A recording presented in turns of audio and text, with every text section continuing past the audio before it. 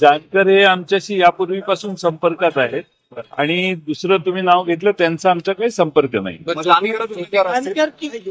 ते आता आमची महाविकास आघाडीच्या बैठकीत जागा वाटप झालेलं नाही, त्यामुळं इंडिव्हिज्युअल जागांवरचे उमेदवार जाहीर करणं हे आमचा आज अधिकार नाहीये।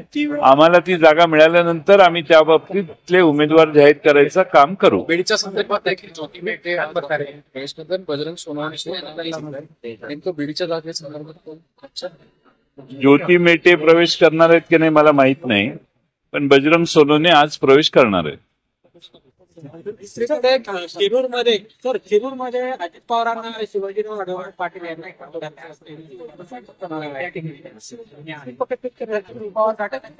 नाही, त्यांची उमेदवारी निश्चित झाली असं मी कुठं वाचलेलं नाहीये। अजून त्यांचा 20 तारखेला प्रवेश आहे असं मी ऐकलेलं आहे। प्रवेश होऊ दे, मग निवडणूक उमेदवारी जाहीर करू दे, त्यावर आधीच भाष्य करायची घाई करण्याची आवश्यकता नाहीये। तुम्ही तुमच्या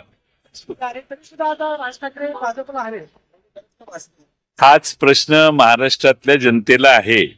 तुम्ही महाराष्ट्रातल्या जनतेच्या वतीने हे प्रश्न निर्माण करताय आणि विचारताय, याचा मला फार समाधान आहे की एवढी मोठी मेजॉरिटी असताना आणखी नव्या नव्या पक्षांची गरज का भासते? कारण पूर्ण आत्मविश्वास नाहीये का, हा प्रश्न त्यातून तयार होतो। सर यादी कधी जाहीर होईल? सर उमेदवार त्यांनी पाठिंबा दिलेला आहे, पण त्याच्यात असंही म्हटलं की तुमच्या राष्ट्रवादी काँग्रेस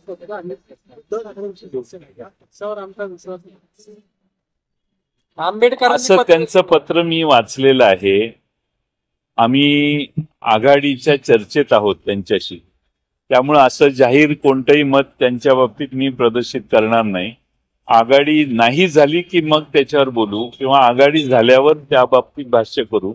आज विनाकारण ज्यावेळी एखाद्या पक्षाशी, एखाद्या मित्र पक्षाशी बोलत असताना अशी जाहीर वक्तव्य करणं योग्य आहे तसं मला वाटत नाही, म्हणून मी त्यांच्या बाबतीत कोणतंही भाष्य करणार नाही। आणि कोणाविषयी बोलतात? हो ना, मग मी तेच उत्तर तेच देतोय ना। अशी चर्चा चालू असताना, एखाद्या जागांची वाटाघाटी चालू असताना, चर्चेत असताना असं जाहीरपणाने मी कोणतंही वक्तव्य करणार नाही। सर उमेदवार कधी जाहीर? आमची आघाडीची मीटिंग जागा वाटप जाहीर झालं की त्यानंतर सर्व पक्ष, घटक पक्ष आपापले उमेदवार जाहीर करतात। सर आज काय प्रवेश आहेत पुण्यामध्ये? हो, बरेच प्रवेश आहेत। औरंगाबाद जिल्ह्यातले काही प्रवेश आहेत, गेवराई वगैरे महाराष्ट्रातले काही वेगवेगळे भागातले प्रवेश आहेत आणि बीडचा प्रवेश। नगरच्या संदर्भात पुन्हा एकदा नगरसाठी प्रयत्नशील आहोत।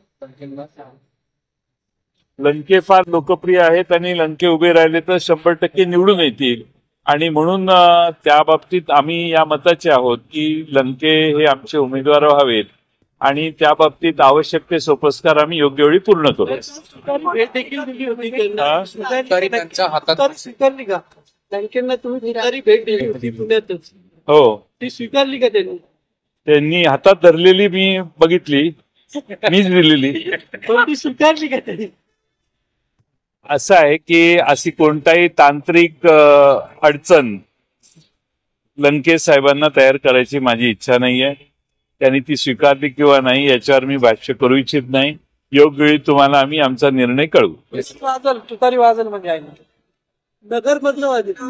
नगर लोकसभा मतदारसंघ, नगर दक्षिण मध्ये तुतारी वाजवल्याशिवाय आम्ही स्वस्थ बसणार नाही।